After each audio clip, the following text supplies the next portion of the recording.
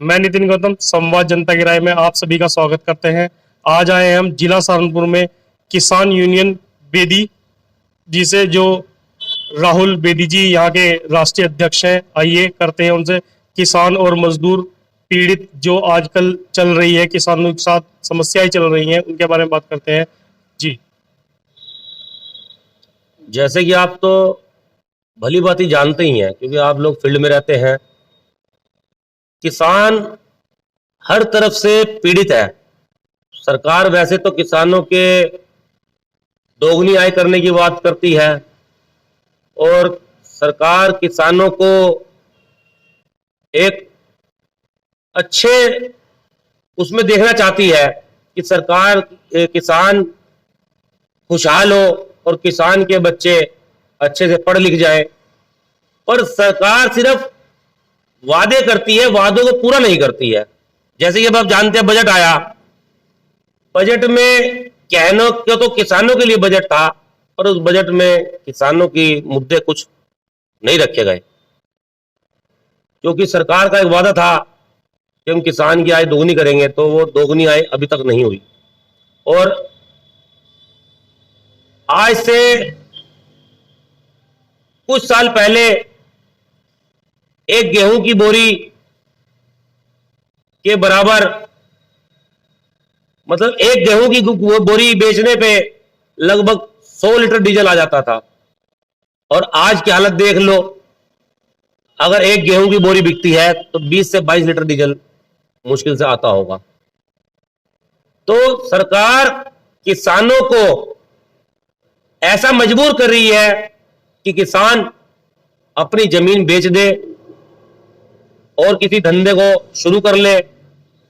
उसके बाद सरकार जो उन जमीनों को कब लेकर अपना एक व्यापारियों के लिए, जो अडानी और अंबानी जो इस सरकार को चला रहे हैं, कहने को तो हमारे प्रधानमंत्री मोदी जी हैं, पर मोदी जी एक कुर्सी पर जरूर बैठे हुए हैं, पर इस सरकार को एक बड़े व्यापारी चला रहे हैं। और वो अपना इस देश में सिक्का कायम कर चुके हैं और अपना सिक्का कायम कर रहे हैं कि जो वो चाहेंगे इस देश में वो होगा। जो जिस रेट में वो अपना सामान बेचना चाहेंगे इस देश में, उस रेट सामान बिकेगा। व्यापारी या एक उद्योगपति किसी चीज का आविष्कार करता है या मार्केट में लॉन्च करता है, तो उसको हक है कि उसका रेट वो तय करे, पर किसान को खेती का कोई हक नहीं है कि किसान अपनी फसल का रेट खुद तय कर सके। तो मैं आपके कैमरे के माध्यम से कहना चाहूंगा कि सरकार सिर्फ किसानों और मजलूमों के लिए सिर्फ वादे ना करे, उन वादों को पूरा करे जिससे कि किसान खुशहाल हो और पीड़ित खुशहाल हो। बेदी जी, जैसे आपने एक बजट की बात कही है, अभी कुछ टाइम पहले उत्तर प्रदेश बजट घोषित हुआ है, जिसमें योगी आदित्यनाथ जी ने कहा है कि जितने भी बिजली के बिल हैं वो अप्रैल के बाद माफ कर दिए जाएंगे। तो जैसे आप किसानों के बीच में रहते हैं, कुछ ऐसा सूचना अभी तक किसानों तक पहुंची है या कुछ बिल माफ हुए हैं लोगों के, ऐसे कुछ? जैसे कि आप जानते हैं कि पहले भी वादे बहुत हुए हैं पर पूरे भी तक नहीं हुए। अप्रैल भी आ गई, देख लेंगे ये वादा भी पूरा कितना होगा। अगर होगा तो आप भी यहीं, हम भी यहीं, क्योंकि हमें पता है सिर्फ जब चुनाव आते हैं बड़े बड़े वादे कर दिए जाते हैं पर उन वादों को पूरा नहीं किया जाता।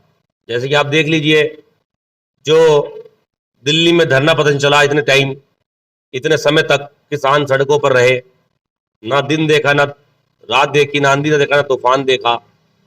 अभी तक एमएसपी पर गारंटी कानून ही लागू नहीं किया गया, तो ये बिजली के मुद्दों पे हम कैसे विश्वास कर लें। अब हम सरकार पे विश्वास नहीं कर सकते, जब वादे पूरे होंगे तो हम तब देखेंगे इस बात को। बेदी जी, जो किसान की मेन आय है वो गन्ना है, उसी से अपनी वो फसल बोता है, अपना घर का दिनचर्या चलाता है। और नागल में जो बजाज शुगर मिल है उसका पेमेंट अभी तक रुका हुआ है, लोगों ने धरने प्रदर्शन भी किए हैं। तो इसमें आप क्या अपने विचार देना चाहेंगे? ये सिर्फ एक नागल मिल का ही मामला नहीं है, जितनी भी मिलें हैं, किसान अपना गन्ना वहां जब गिरता है तो किसानों को महीनों सालों चक्कर काटने पड़ते हैं, उसके बाद किसान का भुगतान होता है।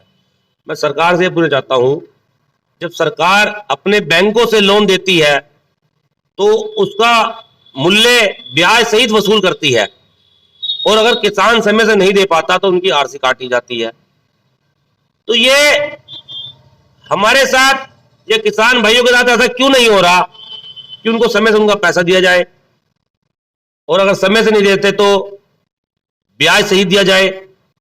अगर ऐसा भी नहीं कर सकते तो जब उन्होंने उधार लिया होता है तो उस पर आरसी क्यों काटी जाती है? तो मेरा ये जवाब आपके माध्यम से सरकार से है कि या तो सरकार ऐसा कानून चलाए जो खुद के भी हित में और किसान मजदूरों के हित में भी हो। ये वो कानून ना चलाए कि जो हमने कह दिया वो हम करेंगे, क्योंकि हिटलर शाही कुछ समय की होती है, ज्यादा समय नहीं चला करती। आपने पहले भी देखा होगा, जो पहले भी सरकारें आई हैं, अगर आज यह सरकार है तो अगर ये किसान मजदूर के हित की बात नहीं करेगी तो इन्हें भी एक दिन कुर्सी छोड़नी पड़ेगी, क्योंकि सब समय एक जैसा नहीं रहता। अगर दिन होता है तो रात भी जरूर होती है। तो ये सरकार को ये सोच लेना चाहिए, अगर आप इतना पारित करेंगे तो आने वाला समय तुम्हारा नहीं रहेगा। अभी योगी आदित्यनाथ जी ने एक घोषणा की है कि जितने भी एससी समाज के लोग हैं वो अब अपनी जमीन को बेचने के लिए या कोई और जनरल कास्ट जमीन को खरीदने के लिए डीएम की परमिशन की आवश्यकता नहीं पड़ेगी। तो आपके नजरिए में ये सही है या गलत है?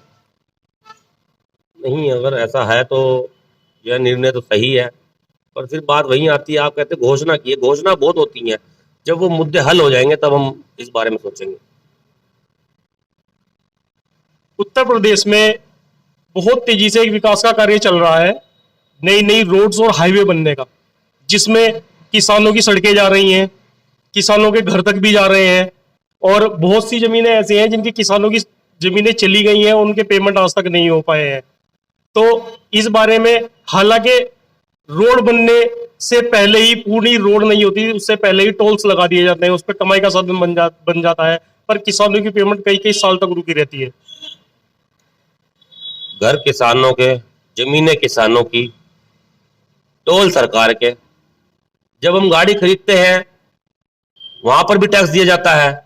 उसके बाद फिर जब हमें रोड पे चलना होता है अपनी जमीन पर, जिसका मुआवजा भी हमें नहीं मिला होता समय से, उसके बाद हमें उस पर भी टैक्स देना पड़ता है।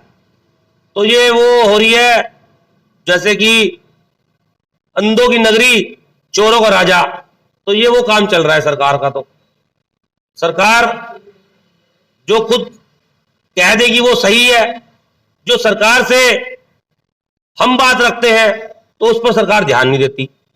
आप अभी बता रहे हैं कि मुआवजा, जब हमारा मुआवजा ही नहीं मिला तो उस पर टोल मालिक कैसे हो गए, सरकार मालिक कैसे हो गई? जब तक हमारा मुआवजा नहीं मिलेगा तो सड़क के मालिक हम हैं। तो इसलिए ये टोल हटाने का काम किया जाए, और टोलों पे जो टोल कर्मी गुंडागर्दी करते हैं तो सरकार इसको भी देखे, नहीं तो हम टोल उखाड़ फेंकने का काम करेंगे। बहुत जल्द यह निर्णय लिया जाएगा। थोड़ा सा मुद्दे से अलग आता हूं। उत्तर प्रदेश में आगामी चुनाव आने वाले हैं, पार्षद मेयर के चुनाव आने वाले हैं। तो इसमें आप चुनाव की सरकार को या जो प्रत्याशी खड़े हो रहे हो, अपनी तरफ से आप क्या मैसेज देना चाहेंगे? वैसे तो हमारा राजनीति से कोई लेना देना नहीं है, हम अराजनीतिक लोग हैं, पर मैं फिर भी अपने प्रदेशवासियों को यह कहना चाहूंगा कि ऐसा नेता चुने जो तुम्हारे हित की बात करे, जो किसान हित की बात करे, जो मजदूर हित की बात करे। ऐसा ना हो कि आप चुनाव के समय में पंजाबी बन जाते हैं, गुज्जर बन जाते हैं, राणा बन जाते हैं। हम उस समय नहीं सोचते कि जिसको हम नेता चुन रहे हैं या हम नेता बना रहे हैं, कल को ये हमारी बात भी नहीं सुनेगा और इनके घर जाने पर या मैं पहचानने से भी मना कर देगा। तो मेरा प्रदेशवासियों से यही कहना है, ऐसा नेता चुने जो अपने हित का ना सोचे, जो सबके हित का सोचे। हमें ऐसा नेता बनाना है। आज हम आए थे सहारनपुर में किसान यूनियन बेदी जी के पास, और हमने इनके विचार लिए। मैं नितिन गौतम, संवाद जनता की राय से।